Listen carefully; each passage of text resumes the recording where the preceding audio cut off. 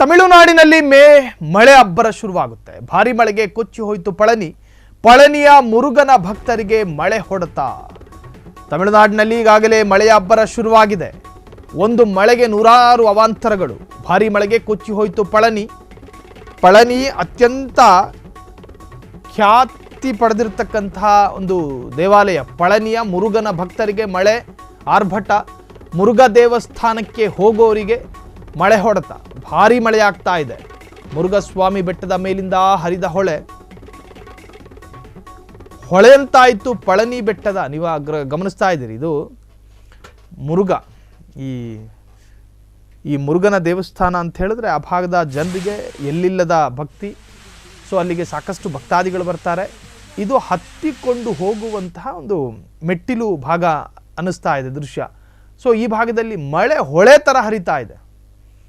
ಆ ಮುರುಗನ ಸಾನ್ನಿಧ್ಯಕ್ಕೆ ಹೋಗಬಹುದಾದಂತಹ ಒಂದು ಮಾರ್ಗ ಇದು. ಇಲ್ಲಿಂದ ಹತ್ಕೊಂಡು ಹೋಗಬೇಕಾಗಿ ಬರುತ್ತೆ. ಅದರಲ್ಲಿ ಜನ ಹೋಗ್ತಾ ಇಲ್ಲ, ಬದಲಾಗಿ ನೀರು ಹೋಗ್ತಾ ಇದೆ. ಕಾರಣ ಅಷ್ಟು ಪ್ರಮಾಣದಲ್ಲಿ ಮಳೆ ಬಂದಿರುವಂತಹದ್ದು. ಪಳನಿಯ ಮುರುಗನ ಭಕ್ತರಿಗೆ ಮಳೆ ಹೊಡೆತ.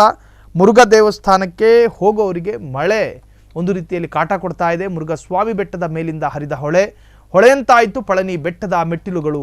ಇದು ಮೆಟ್ಟಿಲಿದೆಲ್ಲ, ಈ ಮೆಟ್ಟಿಲು ಮೇಲಿನ ದೇವಸ್ಥಾನದ ಆ ಭಾಗದಿಂದ ನೀರು ಸುರಿದು ಮೆಟ್ಟಿಲುಗಳ ಮುಖಾಂತರ ಹೊಳೆ ರೀತಿಯಲ್ಲಿ ಹರಿತಾ ಇದೆ. ಅದರ ಅರ್ಥ ಅಷ್ಟು ಪ್ರಮಾಣದಲ್ಲಿ ಅಲ್ಲಿ ಮಳೆಯಾಗಿದೆ.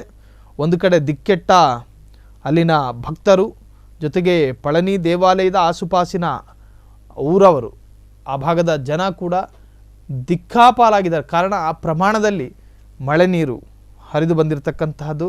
ಅದಲ್ಲದೆ ಪಳನಿ ದೇವಸ್ಥಾನದ ಆಸುಪಾಸು ಹೊಳೆ ನದಿಗಳಿರೋದ್ರಿಂದಾಗಿ ಆ ಭಾಗದಲ್ಲಿ ಈ ಮಳೆ ನೀರಿನ ಆರ್ಭಟ ನಿಜಕ್ಕೂ ಪರಿಣಾಮವನ್ನು ಬೀರಿರುವಂತಹದ್ದು.